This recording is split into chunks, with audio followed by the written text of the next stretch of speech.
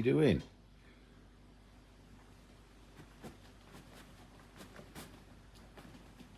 Get off that cable. Oi, goose. Yes, you.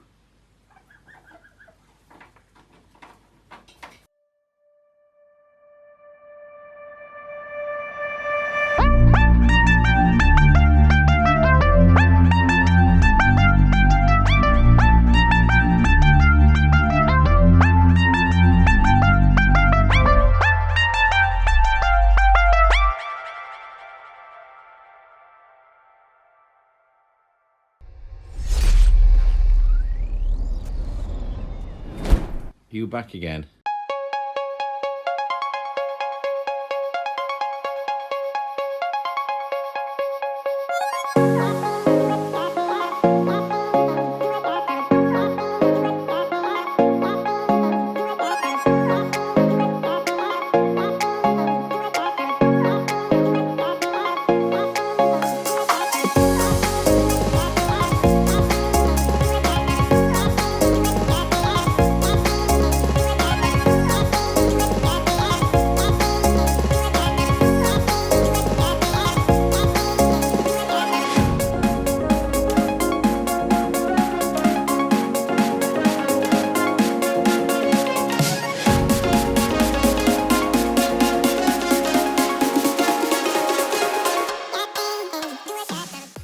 Right, good morning.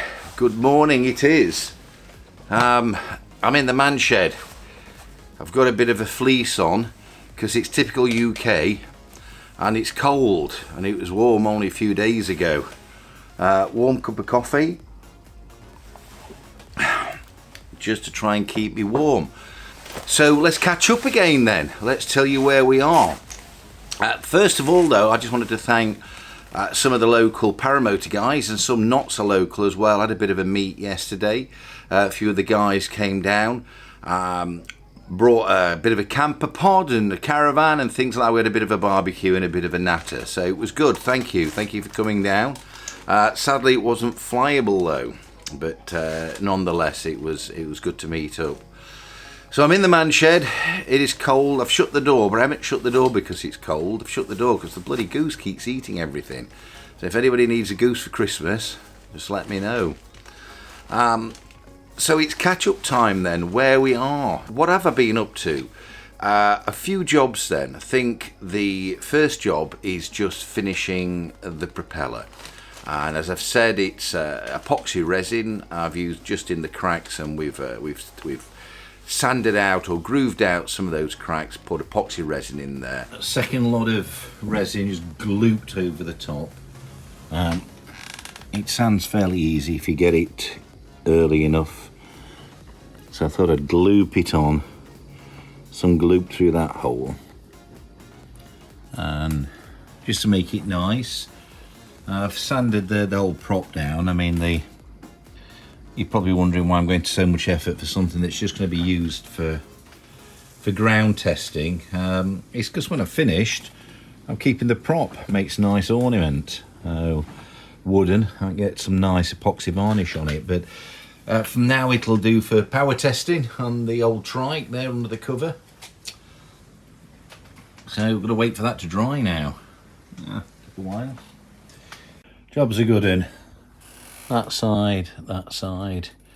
That'll do us for now. That'll be great for power tests and ground testing. Right there, beautiful. Okay. Should I paint it? Oh, I don't know. What do you reckon? Paint it? I mean, it's been on display. Who knows? You can see actually it's not too bad a job. I'm quite impressed. I actually think that's pretty solid, but it's not a propeller for flying. It is a propeller just for power testing the engine, make sure it all works all right, and if everything's fine then we'll get a better propeller for it. Next job then was to clean up the exhaust. I looked at the exhaust, it looked rusty. I mean, this engine's just been stood around for a while and it's kind of flash rusted around and about, and it was a bit rough anyway. It was from Spain, the Spanish owner. I don't think he he loved the Paramotor. He might have loved flying it, but it didn't seem to have much TLC. So I've basically given that a bit of a sand down. Right, so just doing a little bit of flat wheeling. I took the exhaust off. I'm just going to paint it up.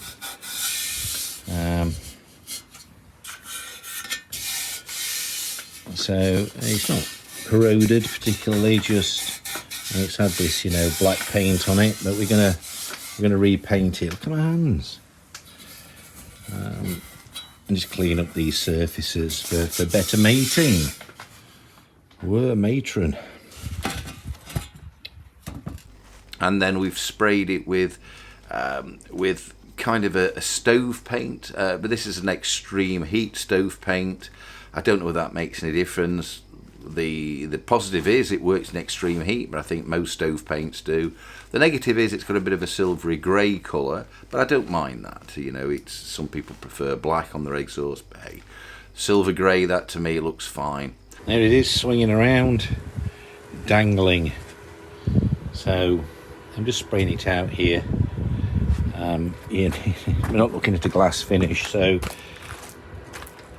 don't mind it being out here, but 5 to 10 minutes for each coat. That's the first coat, and lightly sprayed. Missed a couple of bits, look, but I don't want to overspray it, make it thick. Plenty of time, chilling out, weather's not too bad. We're having the hedges trimmed near the tractor. And there we go. I'll leave that to dry for a bit longer.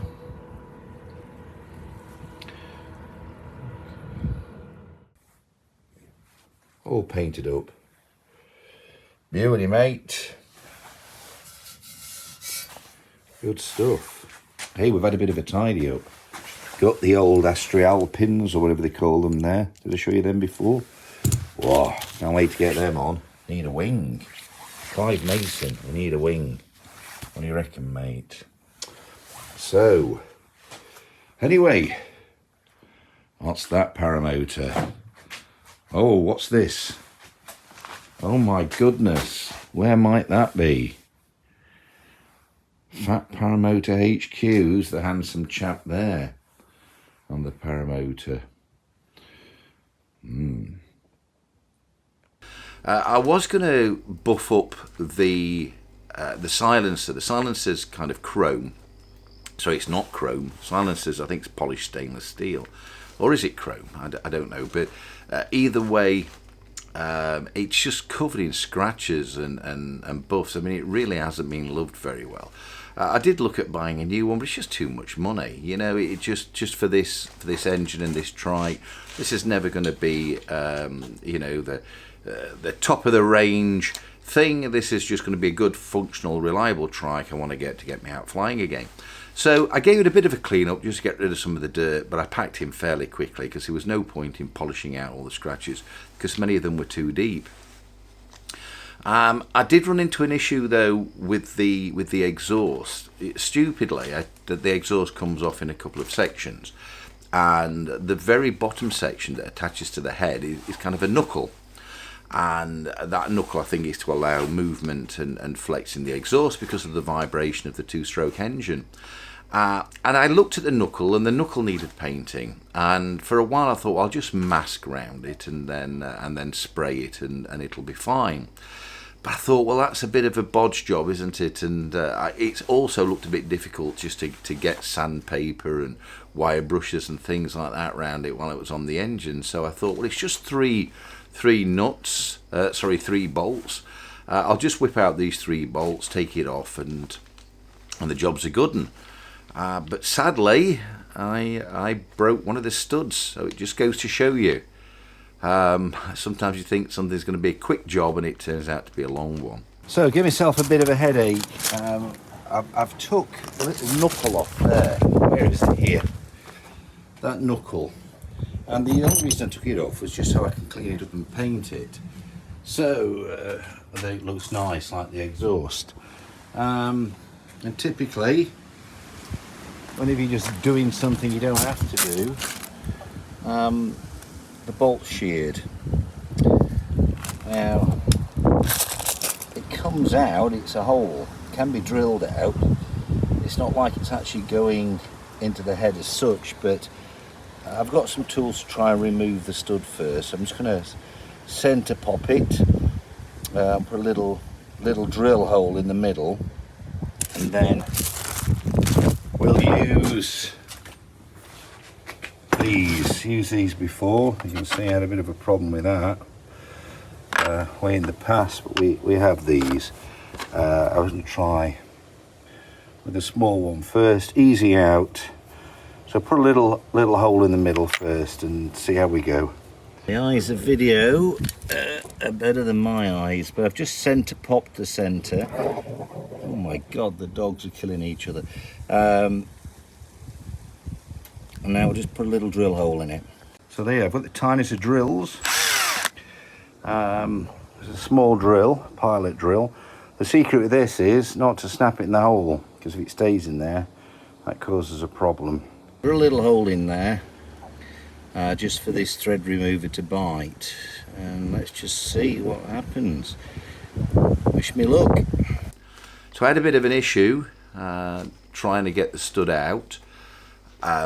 Luckily, you can probably see it doesn't matter. I could have drilled the stud completely out and drilled out the thread. So this is a threaded part of the head, because I can get a captive nut on the back, so it would have been fine. But I wanted to try and get it out properly, and I've got a set of those easy outs, and I've never had much luck with those at all. As you probably see, one of them broke last time I was trying to remove head studs. But I thought, oh, they'll probably remove this because it doesn't look, like it's a really corroded, tough nut. But sadly, that was a bit useless too. And I ended up in the end having to drill out the stud, and I got part of the way through, and look, the drill wasn't going through straight. It was using a hand drill. I wasn't able to use a bench drill, otherwise I'd have had to take the engine off again, and probably even the head off, I don't know. But so I just used a hand drill, but the hand drill didn't run parallel, and it started running off and into the thread, but luckily it was loose by that time, and I removed it. So it's out. Those thread removers are a bit useless. With a drill down there, you can see it's run off centre. A bit loosened enough for me to get it out, and I am just running the tap down the thread just in case we've gnarled it at all. As I said, it's not that important because you can put a captive nut at the back. So we're about through. You can see the nut in the background there. That was a captive nut off the back. But yeah, that thread feels quite good. It's a bit gnarled, but there we go. Through. Let's just wind that out. Paper there just to stop the iron filings going into the piston, the cylinder. So that's it. Let's just try an M6 bolt.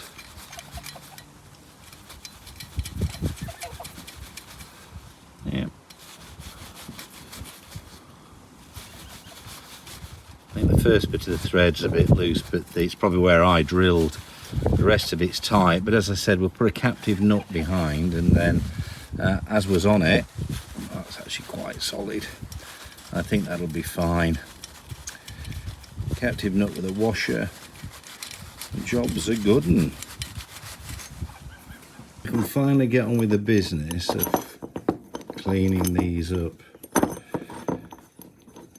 I need some new bolts. Those are the ones that have gone through M6. I'll measure those, and if I haven't got some, I don't think I've got any M6 that are threaded all the way up, but no, perhaps they don't need to be. I'll see what I've got. I don't think I've got any that short, not that spare. But we'll clean all this up, and then we can start getting things back together. All painted up. Oh, job's a good one, eh? Just looks a bit neater. So there's probably a little bit of damage to the external thread. I did run a tap down there, and it was in an M6 tap. You could tell that part of the thread is nice and tight, but the beginning where we've done the damage is a little bit loose. But it's fine because I can actually put an M6 bolt down there. It will be relatively tight anyway on the thread, probably not safe tight, but then a captive nut on the back will just give that security to protect that last the remnants of thread that are in there. So little job turned into a big job, but even worse than that, let me show you.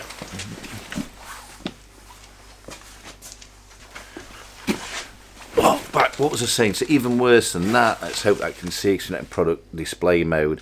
The exhaust gasket is done. Where are we? You can focus on it or not, but you can see the light through that, I think. And so I need an exhaust now, exhaust gasket. Now there's a problem with that, and I'll just go back to the reed valves then that we ordered, from Mecca Fly in France. Right, so we've had some bits arrive. It's took a while because they've come from France. These are the reed petals. So I managed to get some, I believe. Now the issue I got was when I ordered this lot, somebody had told me that the engine was an engine that it wasn't. I can't remember now the numbers, the Fly something 200, but it turns out that's the wrong engine. So these bits are actually ordered for the wrong engine, and I guess that's what happens. You know, you take advice on social media. Don't blame anybody. You know, people just giving me their opinion. Nearly everybody felt that it was this Fly engine. I forget the name. Nearly everybody did, but it turned out in the end it wasn't. I ended up speaking to Airfa about it, but I'm hoping that it's similar because they all look very, very similar. Those are the old ones. So the most important thing is the reed valve. Look, lots of the gaskets and stuff, not so worried about. But let's see anyway. Let's just start bolting things back together and seeing what we get. Right, run into a small problem. Ignore these odd screws. That's how it came off before. So had a bit of work, but the screws work fine. But the problem is this. They didn't send a pair. I don't know whether that's my mistake or their mistake. I'll have to check when I get back in, but it's a pair that's needed, not just one, and they've just sent me one. Helps if you put it together right. Don't forget the metal frame, but there we go. Anyway, one side on, one side off. So it looks like I'll be making a new order.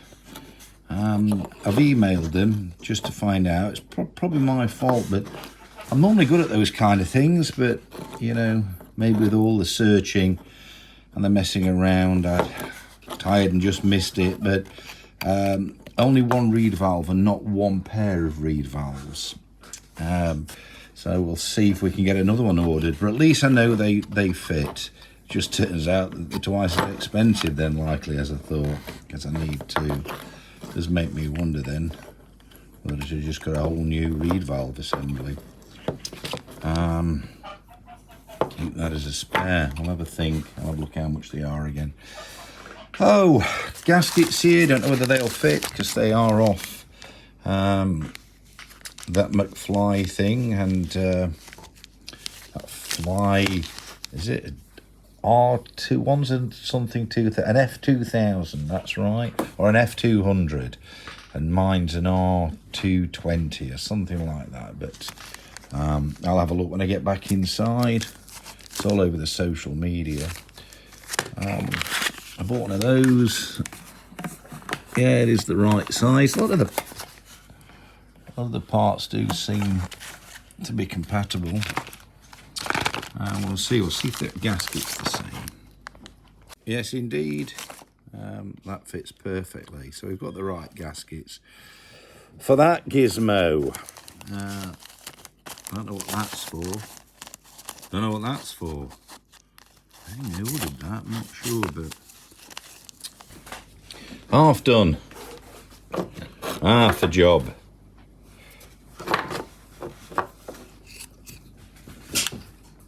So as you can see then, I had the problem with the reed valve. I got the gaskets fitted. There you can see the reed valve is only in on one side, the other side is missing. I've had to order another reed valve. Now, there was a problem in the first place. When I ordered the stuff from Mecca-Fly, I ordered a gasket kit, and part of that gasket kit came in an exhaust gasket. But the exhaust gasket was not in stock, so they obviously had to go back to the manufacturer. They were just slow, it was just taking weeks, nothing was happening with the manufacturer. So in the end I said, look, send it without the exhaust gasket, because I don't need it. So they sent me the stuff without the exhaust gasket. And now I need an exhaust gasket. So not only have I got to order the reed valve, but now I need to wait for the exhaust gasket. So I've made another order for the other reed valve, but also said, look, don't send this one until the exhaust gasket turns up. So at some stage the exhaust gasket's going to arrive, and I don't know how long that's going to take because it's out of stock. The other thing that worries me though is I haven't looked, but as I've alluded, dropped it.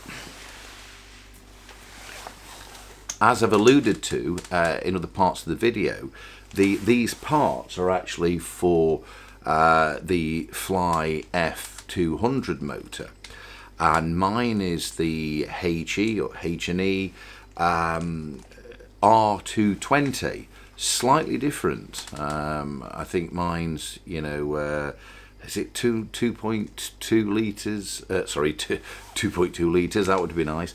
220cc compared to 200, I'm not sure. But they are different, but they're also the same. So they're very, very similar. And I guess a lot of these engines, they're probably made from similar drawings and plans, probably even have the same engine stem, I don't know. So I'm hoping, because exhausts are very similar as well, that it's the same exhaust gasket. But I don't know, so we'll see when that turns up. If not, then we'll be having to try and figure out an exhaust gasket for it, and we'll figure that out somehow. So that's where we are with that. You'll see with the reed valves, then we've had a problem.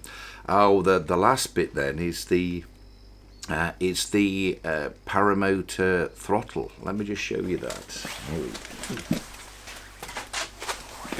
So this is a PAP throttle, and this is actually second hand. I bought this from CM Paramotors, thank you Clive Mason. But I bought it second hand. He was good enough to say, I've got an engine here I don't use, it's a PAP, there's a throttle on it, I can sell you the throttle. I thought that was good of you. So he did, but the problem is before he sent it, he said, oh, there's a problem. Just where the cable comes out of here, goes into a grub screw here, the cable seems to be frayed, and he said, I'm struggling to put the cable back through the grub screw. But then did say the problem is if I spend half an hour doing it, you've got to take the cable off again to fasten it back on the paramotor frame. But he said, I want you to be aware that the cable's frayed. And I said, that's fine, don't worry about it, I'll try and figure it out, it's just a cable. Well, when it turned up, as you can see, the cable's actually no good, because some of the strands, and that was the word I was looking for, some of the strands are broken a little bit further down, and they'll be broken down into here. They might come in and out. So we're going to be taking this off now. This is the throttle. That looks a bit rough, that rubber, doesn't it? I wonder if we ought to change that.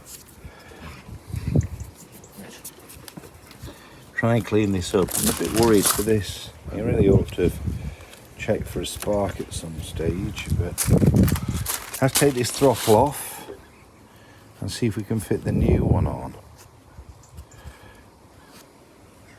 Right, I've been to fit the throttle second hand. Clive, who sold me the throttle second hand, said there was an issue with the cable and it was a bit frayed at the end. I said it was fine, I'll have a look at it. So I had it. I got the throttle quite cheap anyway. It turns out it's not fine. Some of these you know, what's threads, that's not the right word, but some of these have actually snapped down the cable. I spotted that, that's why I unwound it. So they're always at risk of snagging inside the cable, and you can end up with the throttle stuck open. So for the sake of a £5, I've ordered a new inner cable. It's just well, this one was 1.1 millimeters wide, but it will take a 1.2 millimeter cable, because that one's a 1.3 millimeter and a bit too short. That's of something I've had before, and that threads nicely down there. So 1.2 millimeter I've ordered, which is a Shimano sort of derailleur gear change cable. May as well order one of those. It's a bit longer, it's 2 meters, but I can just cut it to required. So that's rubbish. There's a potential for snagging, there's a potential for the throttle getting stuck open. You don't want that. So, but it's got a problem, because throttle cables aren't expensive. And in actual fact, where is it? So you can see this live. There's a cable I bought, and the reason I bought Shimano is I know Shimano is a good brand name. One of the issues we have these days is we're flooded with cheap inferior products, a lot from China, but it doesn't mean all Chinese products are inferior, but there still is. There's a lot of those cheap products coming. And when I was reading reviews on people who were buying cables, you know, generally for gears and for brakes on bikes, people were moaning that they'd snapped, you know, and that's not normal, you know, for you to get a complete snap of a cable. Suggests to me there's inferior products out there on the market, products that are not really fit for purpose. They look like they are, and people just waste their money on them. So I went for Shimano, because I do trust Shimano. Got some Shimano reels. Shimano do a lot of gears for bikes, and here it is. Now this cable is 1.2 millimeters in diameter. The one that came off it is 1.1, but I did try a 1.3 millimeter cable and it ran down smoothly. This is 2 meters long though. Mine was 1.3 meters long. So we'll whip this out. We can cut it down, of course. We'll whip it out. There's even some crimp caps and things like that in here. Better be careful, because I have no doubt at all I'll lose that. Stick it there. I will lose it. I lose stuff all the time. Little things I lose, big things I lose too. But eventually I end up tripping over them. So here we are. I'll just leave. Springs open. Beauty, mate. So that then, I believe, goes in here, and we thread this down, and the proof's in the pudding, because if I've cocked up it won't go down, and it does. So Clive, easy fix. There's a good man, Clive. Good cheap throttle. Got the throttle cheap, got the cable cheap. Only cost me about £6 for the cable, and we've got a good throttle for it. I mean, I'm not a huge fan of these PAP throttles, I'll be honest with you, but they're a bit ugly, aren't they? And but it's functional, it works, and it's the same throttle that you have on an Airfare anyway. They're all kind of the same. It's these Spanish design things. You know, they've got their own way of doing things, and they seem very similar, but a very simple manufacturing technique. So that goes in beauty, mate. So I've got the grub screw in there somewhere. Clive taped in for me so I didn't lose it. He must know what I'm like. We'll fasten that grub screw in at some stage when we put this on the Paramotor, and we connect it all up, which I'll probably do later on. Maybe. I'm going flying this afternoon. I've got an hour booked in the Cessna. It's been ages since I flew last time. So that's it then. So what have we covered? We've done that carburetor car build-up thing. Oh, I did say what I did. Don't laugh. Don't laugh. Where is it? I didn't know where things went, you know. Do you remember that round gasket? Well, I thought, well, it looks like it goes here. I don't remember a gasket coming off, but, you know, I've got a memory like a sieve these days. And I thought, I must have took one off somewhere, and it must go on there. And it fits perfect, so I thought it must go there. And then I did what you're supposed to do, is I got a diagram and looked at the diagram, and it doesn't go there. It actually goes here. This one doesn't it? It has a shaped gasket that goes on there, but obviously it's for a different engine. So I've got to whip that off. I did wonder whether just to put that on, it's a new gasket, and that's an old gasket on the bottom. I think that'll probably work, so I'll give that a go at some stage, whip that off. But the new diaphragm's in here, new gaskets all ready to go. Right, I've just addressed that little faux pas then. I have put that gasket on the bottom, it fits perfectly. That's how it is in the diagram. It is the diagram for the Fly 200, but it has the same reed valve system and an exhaust, so I'd imagine all this is the same. That gasket's new then, so it's gone on there. The gasket I took off the bottom, funnily enough, I've actually decided to put on the top. You know, it seems like there needs to be some kind of a gasket, because metal to metal, you know, you get air drawing in through there possibly, and that would weaken the mixture, and weak mixtures aren't good for two-stroke engines. And I don't know, it makes me question whether I, you know, remember taking it apart wrong. But the reason I knew that gasket went on here is because it left the imprint. You know, it'd been on there a long time on here, so I knew that gasket went on there. It was the same shape and everything as the gasket. But it makes me wonder what was on there. But anyway, look, that'll do the job. Forget about, you know, just the memory and how it came apart, but actually think about basic principles. And, you know, that's the inlet for the air, and that needs to be airtight to draw air through the air filter, which is there. And we don't be wanting none of those weak mixtures, eh? Burning holes in our spark plugs. So there we go. Hopefully that's all good to go. That next. Don't buy these cheap batteries, by the way. Just one of them got stuck in the battery charger. The other one got stuck in the camera. Cheap and nasty. Right. Anyway, there we go. So, once again, thanks to everybody that came down to the little show and tell thing. I had a bit of a business meeting, and it was good for the guys to come down, show off the Paramotors and their pod trailers and bits and pieces. It was very good of them. Sadly, they didn't get a chance to fly, but thanks for coming. Hopefully they'll be coming again soon. Thank you for watching the video. Thanks to everybody that subscribed. Thanks for the thumbs up that you've given me. Don't forget, more thumbs up, they're great. Thumbs down if you don't like the videos. Please do subscribe though, and hit that bell icon. That way you get notifications. Leave me a comment down below. I try to answer most of the comments. And in the meanwhile, until the next video, thanks for watching. Bye for now.